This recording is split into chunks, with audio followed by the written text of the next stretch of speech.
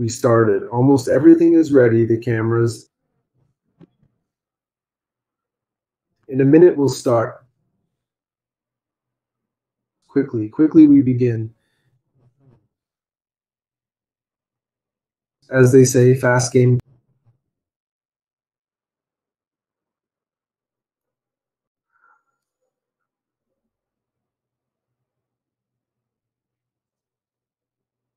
Today's live is super interesting.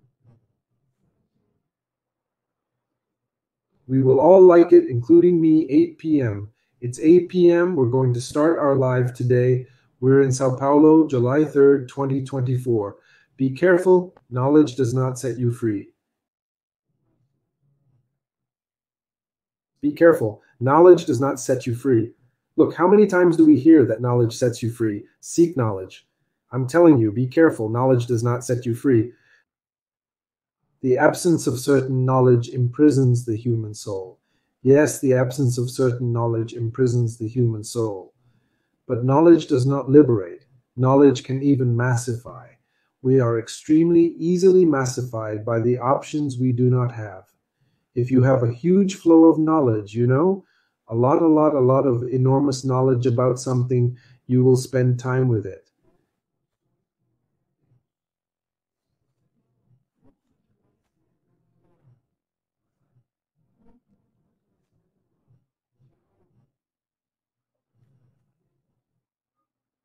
And that may not involve what sets you free. Did you notice? This is a complicated thing, okay? Another thing about knowledge. Consciousness is an interaction of a complex system of vital enjoyment. What is inside you and what is outside of you interact in a kind of territorial body. This interaction of things that are outside, of things that surround you, of living things and non-living things that surround you, and the living and non-living things that permeate you, that are inside you. In this interactivity, a consciousness appears. Do you understand this interactivity? A consciousness appears. This is an example of how human consciousness comes, how consciousness appears in you. Just look, what living things are there inside you, and even things that are not cells, iron, minerals, water, life cells use these elements. But the element is not alive in itself, but there are a lot of living cells. These living things that are in you, that will give you a resource for your consciousness. It is this vital flow that is within you, and the interaction of this with what is outside of you, you have a consciousness. So consciousness is a very interesting thing. It is you within nature. And look how interesting, when you explore very strong knowledge, we will increase knowledge because knowledge liberates. Okay, let's go. In Europe, a long time ago, before 1500, 1400, 1300 in Europe, there was a very strong and incorrect knowledge, totally wrong. Today it is demonstrably wrong.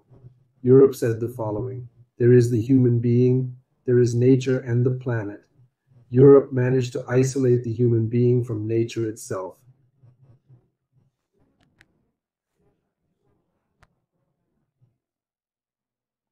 And she started to spread this knowledge, and people started to study this knowledge, and European philosophers, and they started to pass on this knowledge of a human being separated from the rest of nature. This is a lie. This is a lie. Did you notice how knowledge does not liberate? You can start to have a sense of awareness that you can exist without nature, without the planet, without life around you.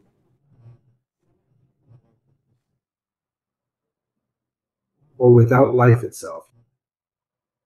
You understand? And then you start to enter this subjectivity of existence without life, and you follow this knowledge that someone is passing on to you. A political leader, a religious leader, a leader of yours. Books, philosophers are passing on this knowledge to you, and you study the knowledge and think that you are freeing yourself. No. You are simply processing more data inside your head and increasingly reinforcing the idea that you can exist outside of nature. out of the vital flow. You are the vital flow. How will this exist outside the vital flow? There is no condition, there is no evidence, there is no way. You are the vital flow. And the interaction of the vital flow within and without you gives you your consciousness. So when you start letting go of this vital flow, and you start following the wisdom of philosophers, political or religious leaders, saying that human beings are separate from nature and that they came from another planet. What nonsense. You are nature, nature is you.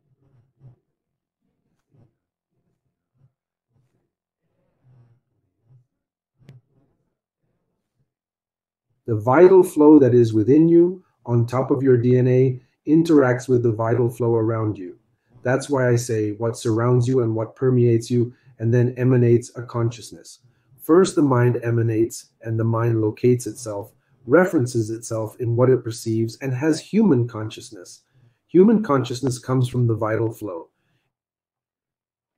It's interesting to say this because sometimes people say it like this. It gives you knowledge, it frees you, and you start reading, reading, reading. I once told a friend of mine, man, if you have a million pieces of information, a million pieces of information, a lot of information, a lot of knowledge about Ali, about how to live better there, how to live better tomorrow, how to awaken your better tomorrow, you're better there. There you will be better, there you will be better. And then you have a million pieces of knowledge. You spend your whole life reading books, 10, 20, 30, 1,000 books about knowledge. How to live better there, how to live better tomorrow. You won't know how to live today or here. You will be stuck in tomorrow. You will be stuck in there. This knowledge will imprison you because it only wants you to live better there, in later. Not in here, not in now, not in what you have. So you give up what is. You give up where you are.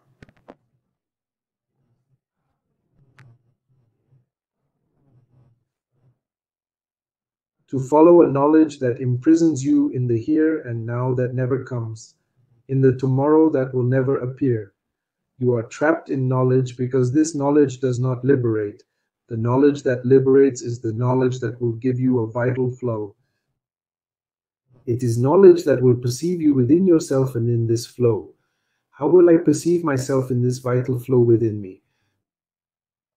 Sometimes we are so rational, sometimes we are in such complicated pain and memories, and it is difficult for me to get out of my pain. It is difficult for me to get out of my memories to feel the vital flow that permeates me. Cells.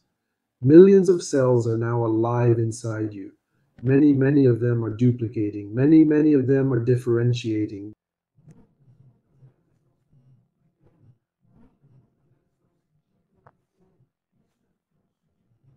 This is the vital flow. From this flow of life comes a consciousness. Look at that.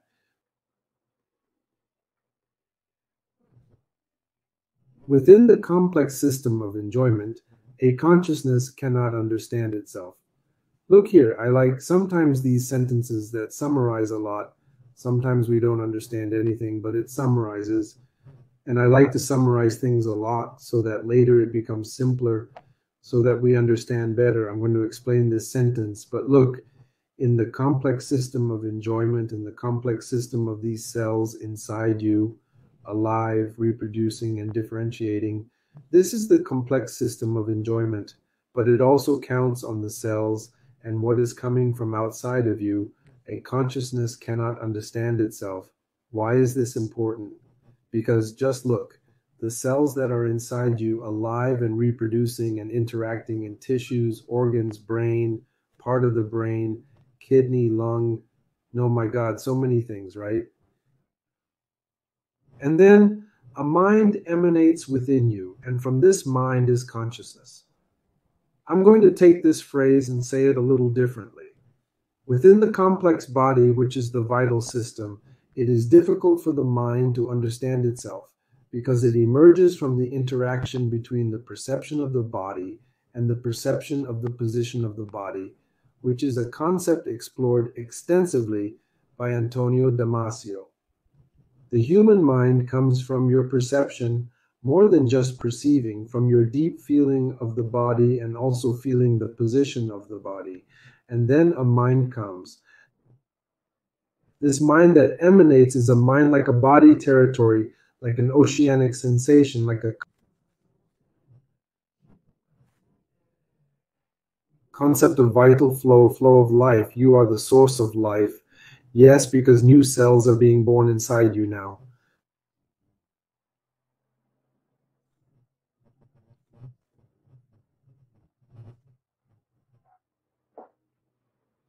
But you can refuse to be and embrace the European concept that you are a being isolated from nature, and this body came to imprison you. Doctor, how does knowledge imprison? And I can have 1,000, 10,000 books about how the body is cursed, how the body harms this consciousness that can live without the body. Look, knowledge is imprisoning. If this consciousness comes from the body and you hurt yourself, don't eat well, don't exercise well, don't sleep well, and you want to have a good conscience, you won't have it. Because consciousness comes from the body. Consciousness seeing the flow of life. You are the vital flow. You are the flow of life. Yes, but you have the right to deny it. And many deny it because they are seeking knowledge that you want to be one after the end of life. This is a right. It is valid. We are living in a secular state, legally responsible. You can have whatever faith you want. But the life that pulses within you is where consciousness comes from. And if your life, your diet, your exercise, your way of being and living develops better, consciousness is in you because it comes from you. Okay, let's move on. You saw that this is quite complex. And you saw, I'm going to say the title again. Be careful. Knowledge does not liberate. Knowledge does not liberate because some knowledge, the lack of some knowledge, can imprison you.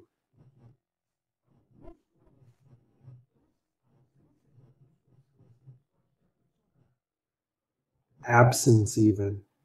And I give an excess of knowledge about something, an excess, millions of pieces of information about there. You are an expert in living better there, and your life is a disaster here. The now and here are a disaster. Everything is bad because all your dreams, all your projections are for later, for tomorrow, for there. There is better than now. There, in a little while, it will be better than now. And then you are trapped in a knowledge that imprisons, and thousands of books of knowledge show this. But let's talk a little bit about knowledge, a little bit more in depth about the term knowledge and the way Jackson looks at what knowledge is. There is one thing that is a fact. What is the fact?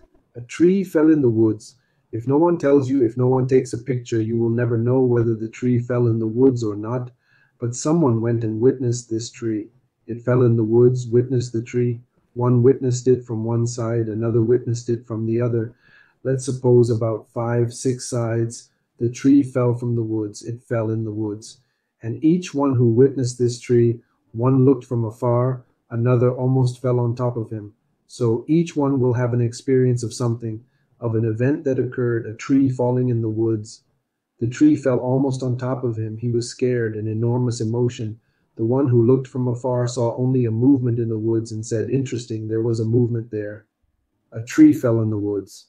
Did you notice? There are different versions, different narratives, but there is another narrative. Some people have come into contact with this one who said the tree almost fell on them, and with this one who said the tree, who saw the tree fall in the woods from afar. Okay, and these people sometimes now make a news story. Look at the tree. There was a little monkey on top of the tree.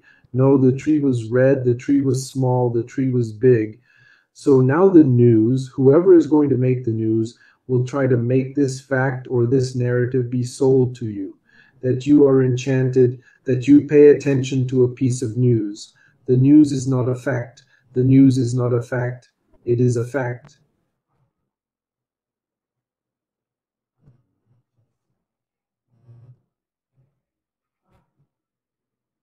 The fact is that the tree fell in the forest. Someone saw it falling, felt it, saw it, witnessed it, experienced it. Others heard about it. Others simply narrated these things and put them in the newspaper somewhere. The news is not the fact. The fact is the tree in the forest that fell. That's all. So you see what people do with the news, the media, the internet, the news, the newspapers, the television, blah, blah, blah, is simply how I'm going to get your attention with a narrative or a pseudo fact. I just want to get your attention. So getting your attention doesn't always involve an actual fact.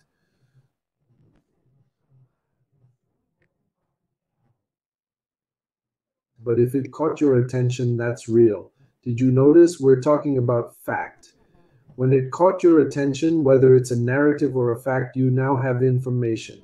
You have knowledge about that information. If that information stays in your head, because sometimes information comes, passes, and goes away. You didn't know anything, but you received some knowledge and stored that information. So you have knowledge about that information. When you have knowledge, it's about information. It's about something. It could be a false fact. It could be a narrative about a false fact. It could be a narrative about a true fact. But then with discrepancy, highlighting that color, making the narrative redder, greener, yellower, more charming, more personalized. So what am I putting in there? I'm making the knowledge that reaches your head be in the color you like to receive because I want your attention time. Ready? I got knowledge in your head. But wouldn't it be more important for you to know about the fact? Wouldn't it be more important for you to witness the fact? But the fact has already passed. But witnessing the first people who witnessed the facts would be much better? Okay. Even so, you have knowledge. Knowledge about information. Information about narratives or about facts or fakes. It doesn't matter. After knowledge comes the wisdom of how you will work with this knowledge, how you will register, adjust, and how you will use the knowledge. After wisdom, you have the understanding of this knowledge, how to replicate this, how to simulate this, how to make this happen again in some way. After that, you have the understanding of this. Now I understand the process of science and evidence about these facts. And look, if I simulate it again, it happens again. Oh, cool. So you have the understanding. Now you have an acceptance. This happens. This is life. Look, this sometimes happens to me. Okay, now I can carry out the processes of changing this knowledge. I can use it to create a technology, to plant something, or to cure my pains. Did you notice? Knowledge, wisdom, understanding, comprehension, acceptance, and change. But where did the knowledge come from? The knowledge possibly came from a fact or a fake, from those who witnessed the narratives of these people, the news, and then comes this news about this information from those who witnessed it or not. The most important thing was, what if you felt the evidence, felt the fact itself, and not the narrative of the fact? This is cool to talk about because it is very important, because sometimes people say that knowledge liberates, but knowledge does not liberate. And it depends on knowledge. It imprisons. Okay, let's go, because knowledge can be based on a fake. Let's go. One of the things I appreciated most for a good part of my life, a good part really, I don't know, when I was 30, 35, something like that, it was something that this European movement called the Enlightenment. Man, that's beautiful. Man, democracy, freedom, forms of government. The Enlightenment came to break with the old. The nebulousness came to do it before the Europeans were in that conservatism, stuck in the idea that their human consciousness exists outside of nature, outside of planet Earth. No, but now the Enlightenment comes and says, no, calm down. We're here together. Let's see democracy. Let's see freedom. So the Enlightenment starts to have this European thing, this change, this pleasant and good social torque for all of us. The Enlightenment is fantastic. But all the contact I had with the Enlightenment was through books, philosophers, stories told by Europeans, or some Brazilians who heard the Europeans talking about it. Okay, did you notice? The fact occurred that something inspired the Europeans, something that inspired the Europeans, that started to move in the minds of the great minds of Europe to create freedom. Freedom, freedom to come, to stay, freedom to go, to be, to disobey. Freedom, democracy at the will of all of us, different governments, enlightenment. I'm talking about enlightenment.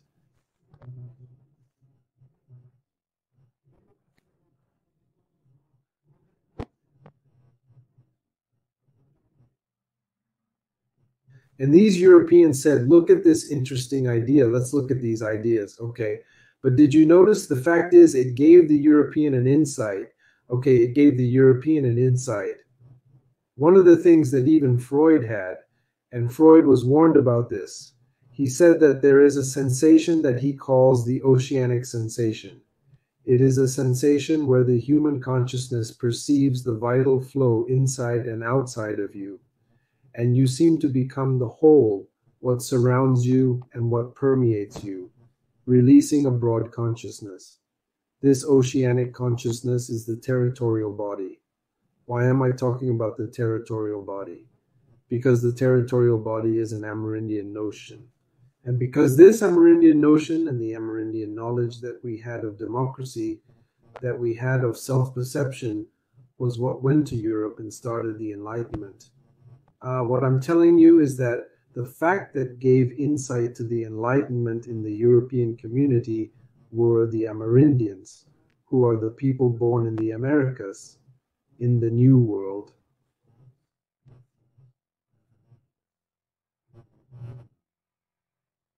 If you want to get in touch with the Enlightenment, not with the Enlightenment narrative, but with the source that gave rise to the insights for the Enlightenment, indigenous peoples, in the Americas, not outside the Americas, here. Yanomami, other tribes, several places in the United States. There are also Iroquois, a lot of tribes, a lot of peoples. We no longer talk about tribes, we talk about indigenous peoples, a lot of indigenous peoples with a lot of concepts like neurope, which is the flow of life, movements of water, which is our hormones, a little or the water itself from the rivers, from the rains, the flow of life itself. These concepts are very strong. The freedom to come, to stay, to remain, to go, to be, to disobey. These are very pure Amerindian concepts. Americas, which gave an insight, which released an insight in the minds of the Europeans about, oh, the Enlightenment. And I, at 30, 35, 40 years old, was just reading things from people who talked about Europeans, who then talked about the version of how they had that insight about the Enlightenment. And I, planted in Brazil, on top of close to the European people, without access to the culture, in essence, where this information is experienced from those who experienced and still experience what inspired the Enlightenment. Then at that moment I said, oops, stop.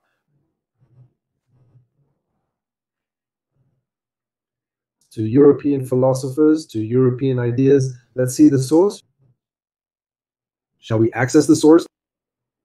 I'm not going to access the knowledge coming from Europe about the Enlightenment.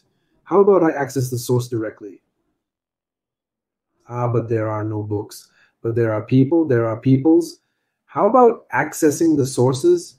Then when you access the sources, you already begin to have a feeling of expanded consciousness and much improved.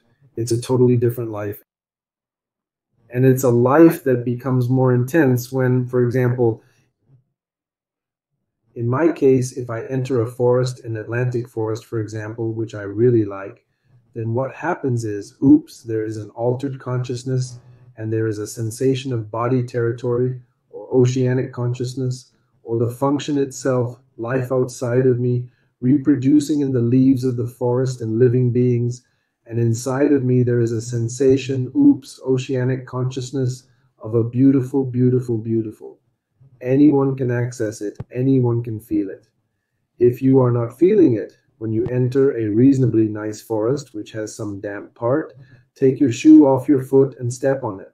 Feel the humidity and feel that life outside and inside you, that this life outside and inside, that elaborates. That is where the mind emanates from. That is where this mind references the information it is receiving. and you have your own consciousness. That you can't understand why it emanates there, okay? It emanates there. Each moment is a different consciousness, okay? And I'll repeat it again. 1,000,000 pieces of knowledge about food. You'll spend your whole life reading these books about Ali. You'll spend your whole life studying about Ali. And you will lose your life and you will not know how to live here. Knowledge does not free you. Some knowledge and lack of knowledge is placed in a certain way to imprison. Political leaders, religious leaders, and social networks only and exclusively want followers.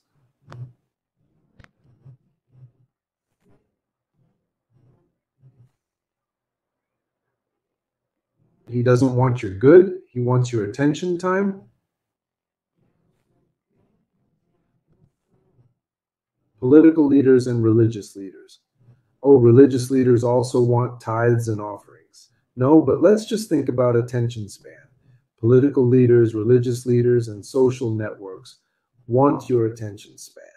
They want you to be a follower, which is to throw a ton of information and knowledge at you so that you waste your time on tomorrow, on what will improve tomorrow, on games, on useless information for your best here. And your attention span goes, if it slips, it's gone. You spend time and life doesn't go by, life ends. And then your life ends and you say, how much time I wasted believing or thinking that I can be the independent consciousness of the planet. Look here, all this knowledge that's useless, okay?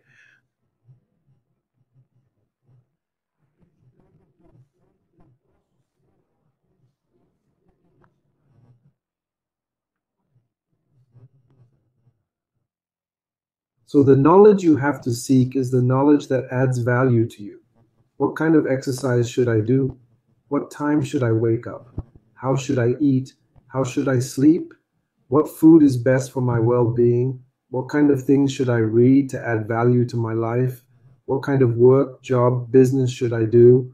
All of this adds value to your life. Consider within yourself that you have 3 powers: executive, legislative, and judiciary. The legislative is planning your future, what I will eat, how I will do it,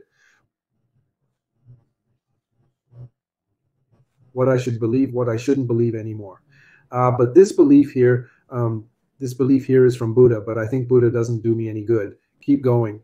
This Christian belief does me good. Keep going. No, it's not doing me any good. Change it for now, but go back to where it does you good. Everything has to contribute to your well-being. Everything helps you. And if it's not helping, take it away. But sometimes you take it away just for the moment. Then it comes back. Do you understand? Your beliefs, your ideas, your thoughts. Sometimes it's bad at that moment, but it's good at another. Knowing this is extremely important. Knowledge. People like to cry out knowledge. The far right does a very beautiful thing with social media. They throw information. There is time to process something else. It is knowledge for mass dissemination, because within this knowledge there is the absence of certain information that liberates. Yes, on the far left too. Religious people too. So it's a simple thing. You have to take charge of your life. You have to start knowing how your enjoyment process will occur. Enjoyment, to make it simpler, the enjoyment and the scenic sensation. Sometimes you think, oh, how difficult this is. No, calm down, calm down. Consciousness. When you have this consciousness, there is an inhibitory process in consciousness. It is more or less prefrontal. This part of the brain here in the front is more active. And it's important. Here comes your knowledge, the lessons you've learned. Come and hold on to your memory for a bit. Control your memories there. And here, there's the limiting part. That's okay. It's valid. But when you start to feel more than considering entering the process of correction, but just feeling, try, sometimes even with your eyes closed, try to feel your heart, feel your breathing. Relax your body and try to feel. You won't be able to, but try to feel that the cells in your body are alive, that the cells in your body are duplicating, that the cells in your body are differentiating.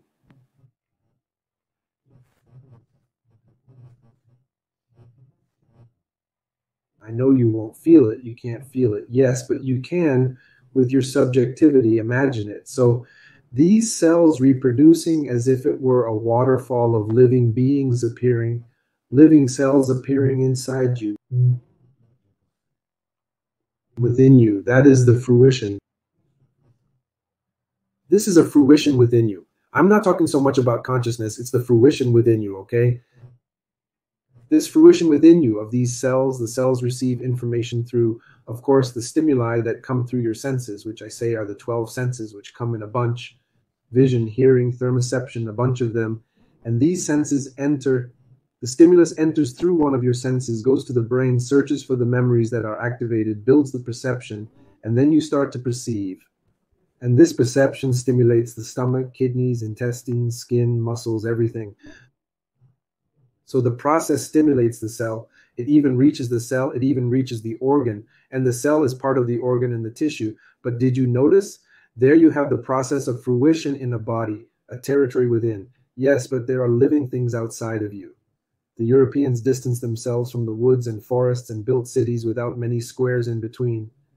The Brazilian has more of this almost restlessness. He wants to see from the side, you know? This is very good because then when you feel the living beings around you, so much so that some Brazilians, a good part of Brazilians, if they don't have a living being, they have a pet at home. You have to have a living animal, a plant, or a living animal at home for this sensation to appear. I live outside, I live inside. Oops! A different consciousness outside of the neurosis of this, of that, you know? And then you have this strong thing about you, this feeling that you,